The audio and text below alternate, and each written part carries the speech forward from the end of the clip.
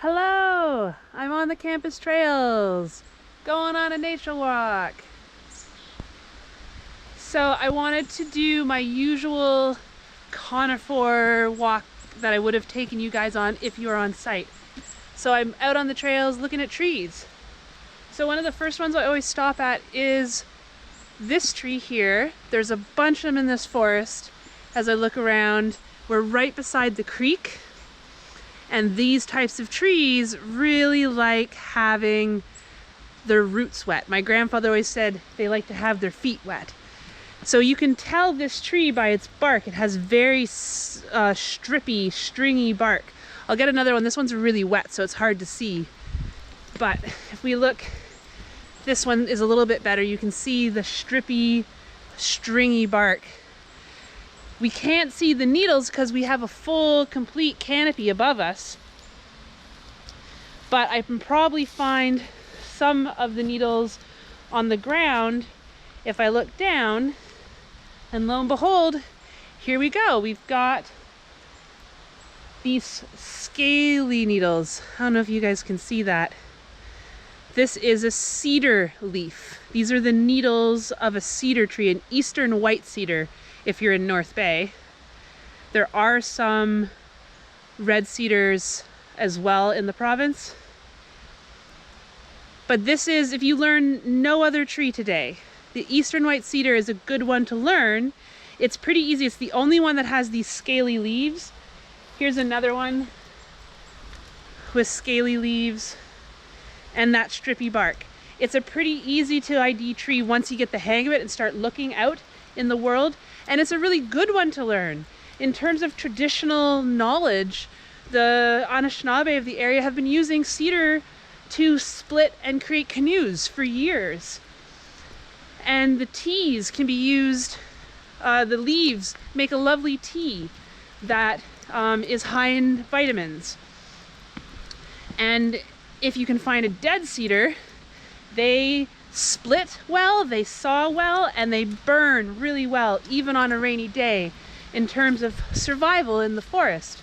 Learning to ID a cedar tree is a pretty good skill to have. And because they like to be in these wet forests like this, there's quite a few cedar trees on these trails. So I'm going to leave the trail and go a little bit of off-roading here, so I can show you this giant pine tree.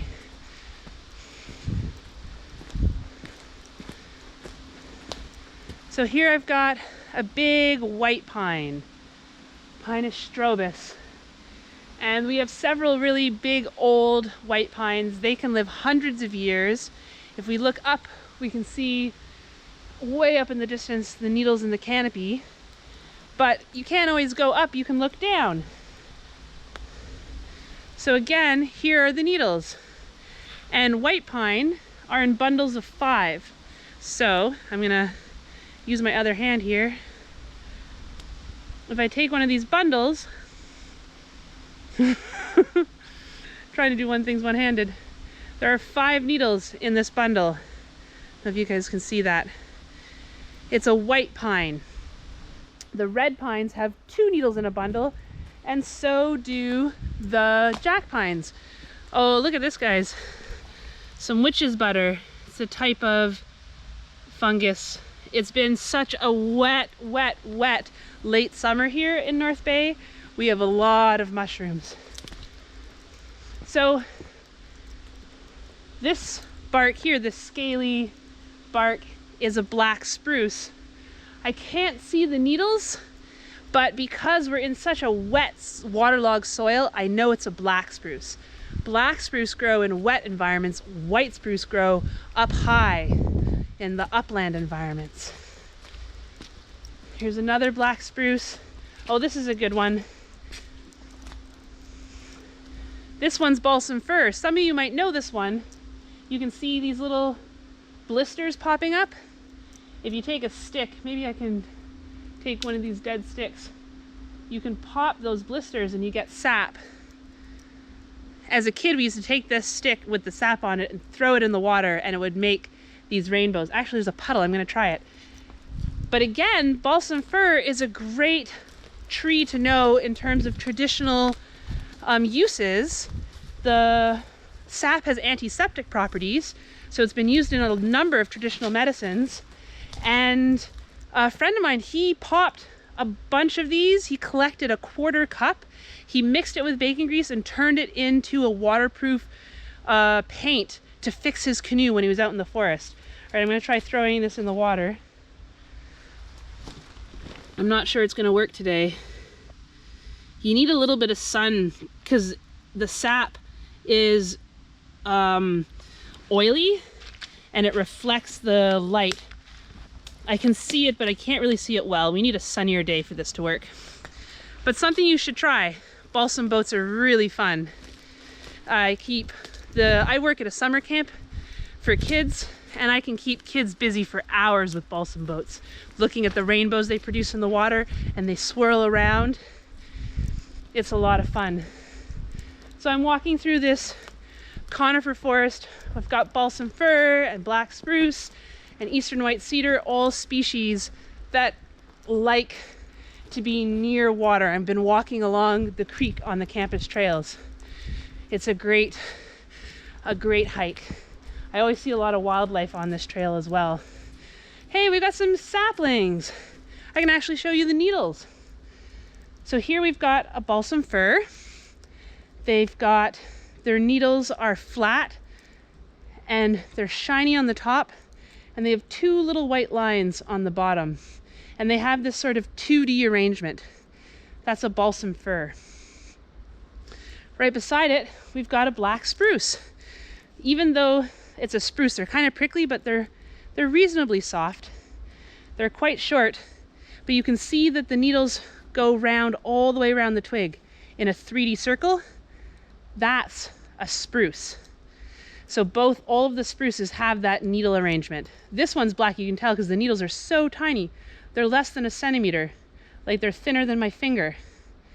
Black spruce. White spruce would be much larger and much pricklier. What else we got here? Oh, we've got eastern hemlock. So eastern hemlock is very similar to the balsam fir. 2D arrangement, shiny on top, white lines underneath. But let me go grab a balsam fir twig from that other tree. I don't worry about picking twigs from balsam fir. They're weeds, they'll be fine. They are survivors. You can see the difference in the size of these 2 twigs, where the balsam fir needles on average are much longer than the hemlock needles. The eastern hemlock have much shorter needles, and the bottoms are different. I find the eastern hemlock needles have a much strikingly different difference. I don't know how to say that. So, oh, and what we usually do is we pull needles off. I forgot to do Bali balsam and hairy hemlock. This is hard to do one-handed. But yeah, see, this isn't gonna work. I'm gonna show you guys this in the lab, because you're not gonna be able to see out in the field the minute difference of hairy hemlock and Bali balsam. I'll have to show it with a close-up lens, which I don't have with me.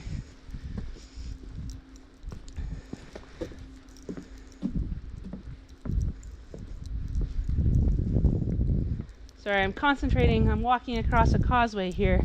I'm balancing on rocks. Oh, blue jay. Here's another cedar tree that's fallen over. You can see those scaly needles and the strippy bark on the falling over tree. Another spruce, 3D arrangement of needles. Oh, blue jays are beautiful, but they can be annoying sometimes. They're so loud. All right, I think I'm gonna end that walk for now.